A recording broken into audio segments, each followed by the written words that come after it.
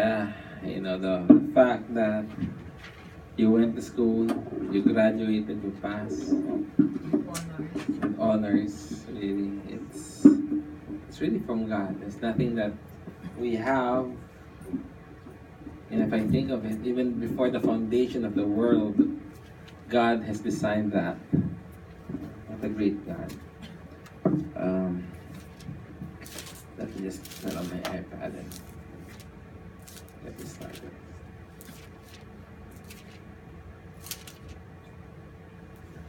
The title of today's message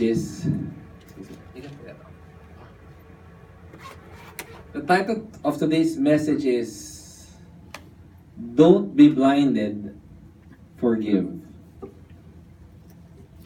Don't be blinded, forgive. Last Sunday, I had the privilege of preaching in CCF show. And when I was there, I was blessed, me and my family. The church in CCF show, the primary movers there, it's a very small church. But the primary movers there is called the Positive Ministry. I don't know if you heard of the Positive Ministry. And I was not telling my kids at the start, there were a bunch of guys in front. They were the ones singing. And I noticed their singing is very heartfelt. They were smiling, they were singing, they were giving their hearts out. Even the choices of song to me was theologically chosen in line of who they are.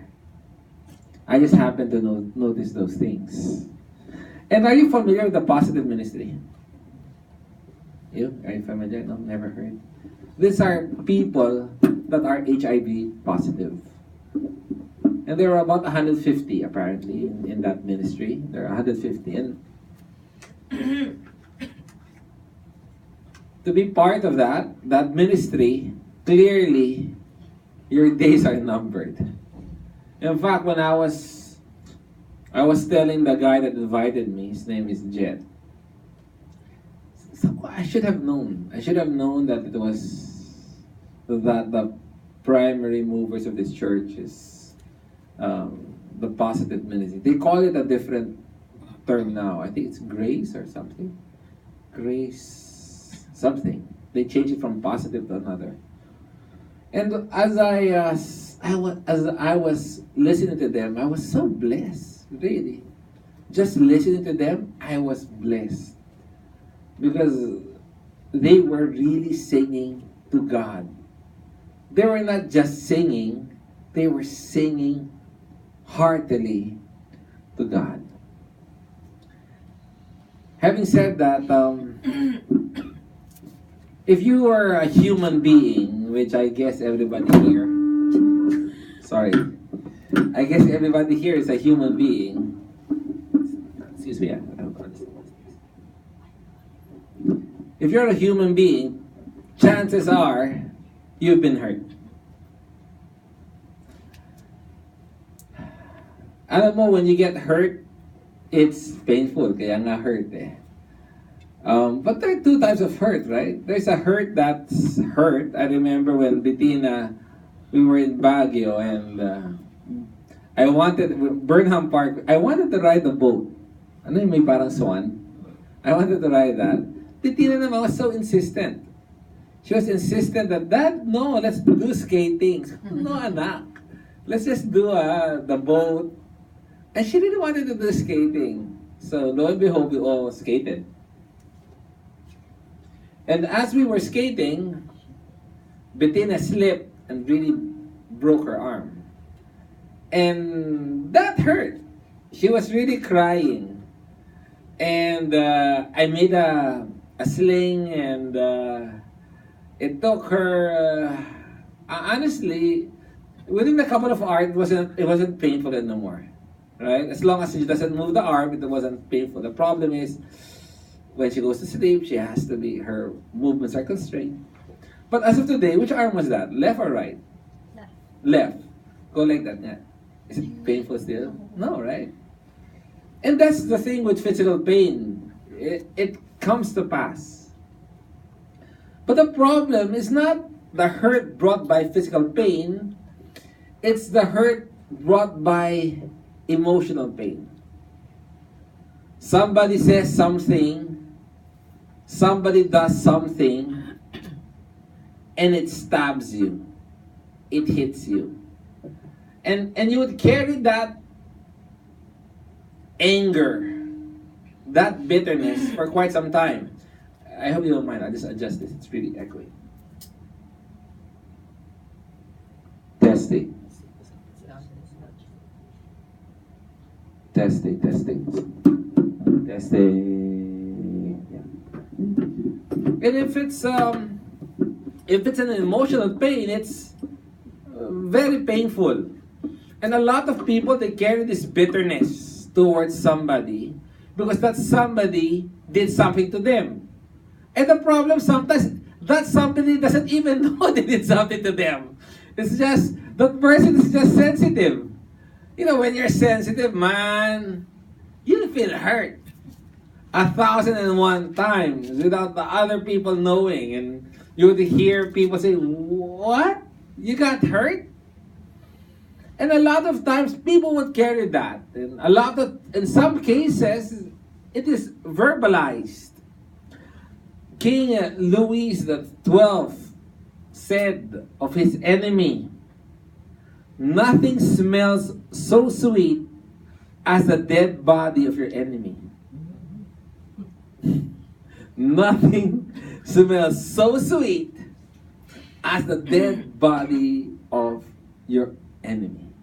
And you see that when a person hurts you, you want to hurt in return. You want to retaliate.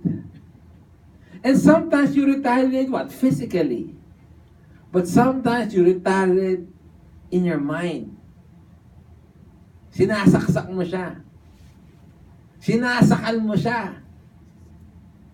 Right? Without the person even knowing about it. You're torturing that person and yet you're beside that person smiling. But in reality, you hate him or her to death. Nagpa-plastikan lang kayo.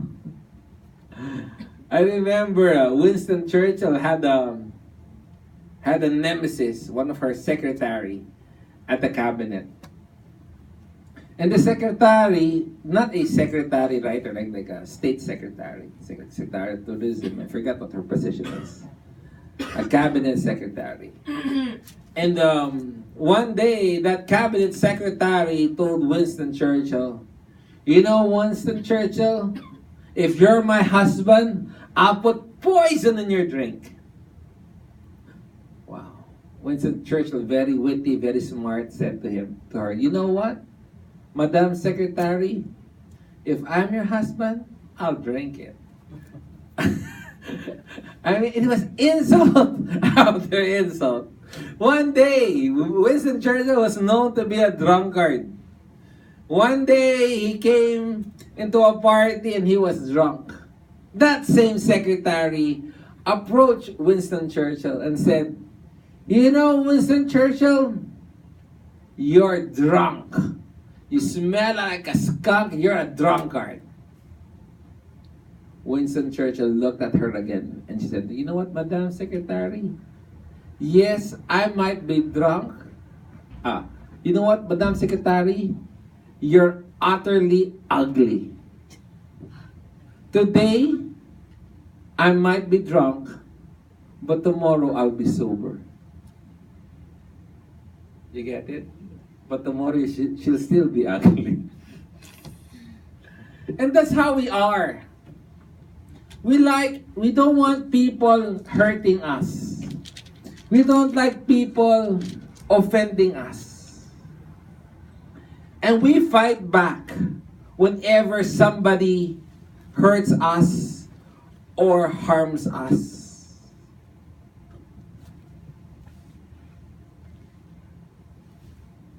In Matthew, go now to Matthew chapter 18, please.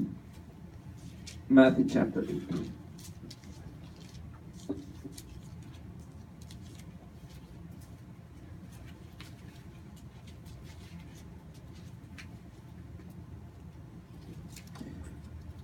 Matthew chapter 18. And you remember in Matthew chapter 18, verse 15, says, if your brother sins against you, go and show him his fault in private.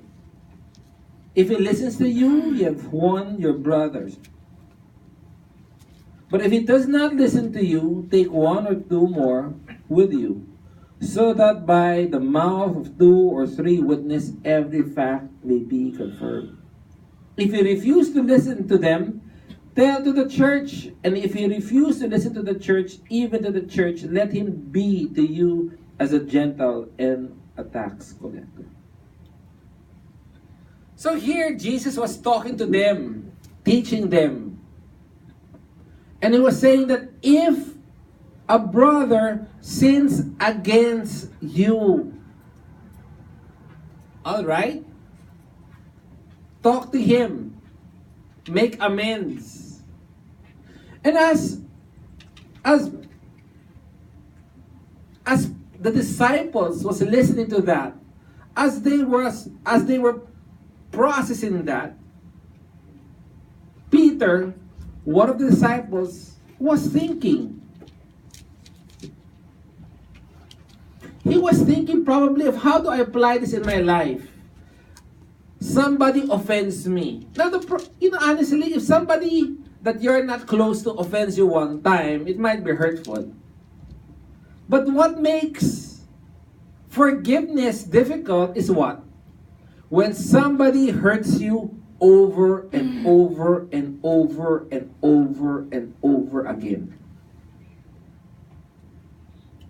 And chances are, if a person hurts you over and over and over and over and over again, chances are they're close to you. In a relationship or at work. Because how can they hurt you over and over and over again, right? That means you're connected. You see them, you work with them, you live with them. And that becomes very difficult. When you bump into that person and that person offends you again, says that same comment, acts again that same way, behaves that same way, mocks you again, demeans you, talks you down. How do you respond to that? What are we to do if somebody does that to us? Not once, not twice, not yearly, not monthly.